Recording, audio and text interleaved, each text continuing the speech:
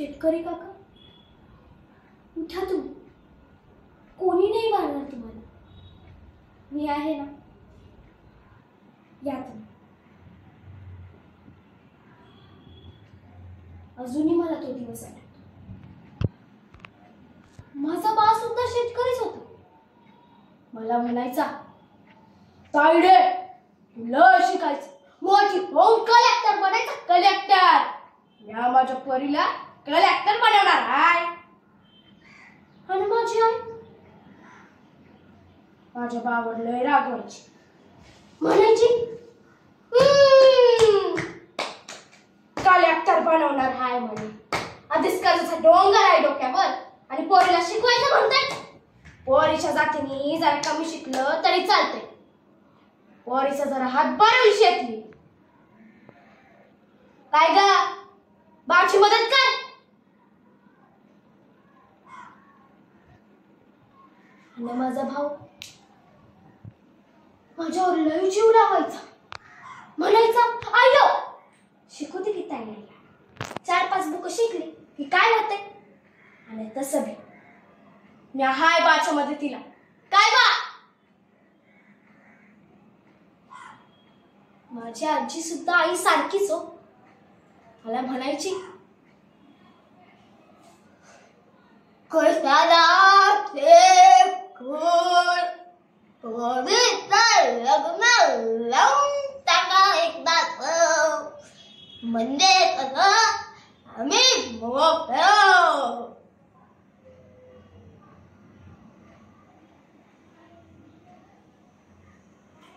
एक दिवशी आमच्या घरी सावकार आला आणि माझ्या बाळाला म्हणतोय कसा.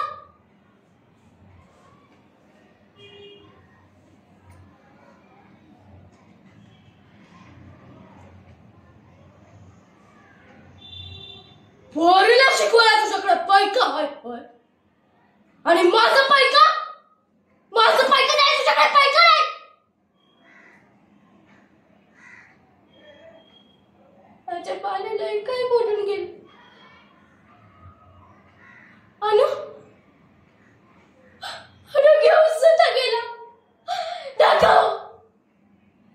नका घेऊन जा माझ्या बाळाला.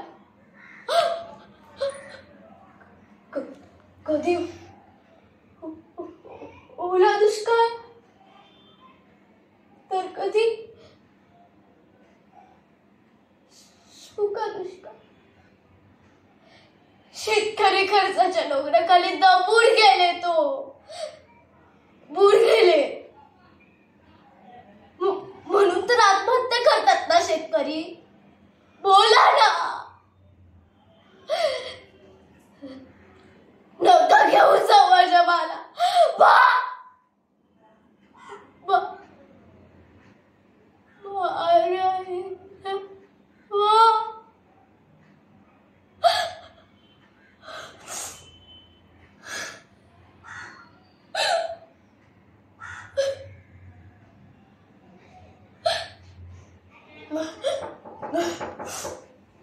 नाही, माझं स्वप्न होतं म्या शिकावं, म्या मोठं व्हावं.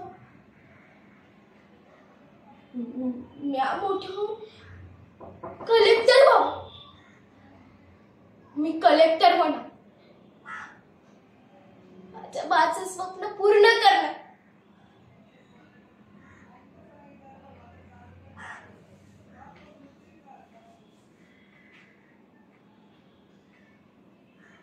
आणि आज मी कलेक्टर आहे. फक्त बांगली. आज मी तुझ्यामुळे कलेक्टर झाली बा. शेतकऱ्यांची मदत करायला, शेतकऱ्यांना काय हवंय काय नकोय ते बघायला. आज मी कलेक्टर झाले. मी शेतकऱ्यांची मदत करणार. त्यांना काय हवंय काय नकोय ते पण बघणार. आज मी तुझं स्वप्न पूर्ण केलं बा.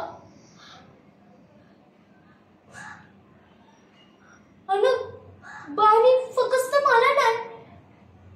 तर माझ्या भावाला मी शिकव.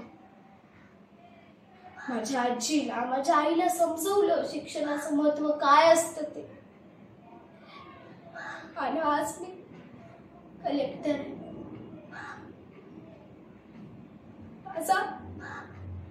माझा शेतकरी